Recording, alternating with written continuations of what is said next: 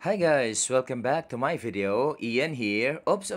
Teka lang. Pwede bang pakashare ng aking mga videos? Thank you so much.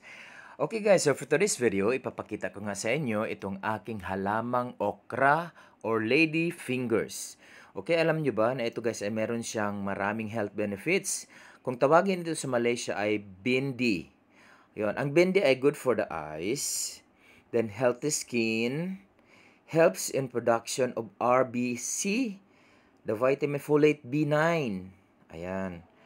So, ang lady's finger din ay benefits immunity, vitamin C.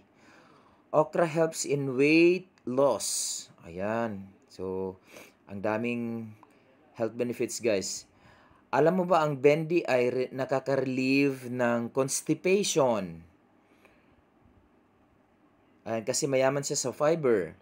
Then, lower cholesterol level. Want a healthy heart? Eat some bendy or okra or lady's finger. Then, reduce the risk of colon cancer.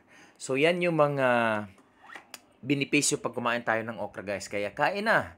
And again, guys, sa lahat ng mga followers, supporters, ng mga nagla-like at nag-comments, thank you so much. Paki-share.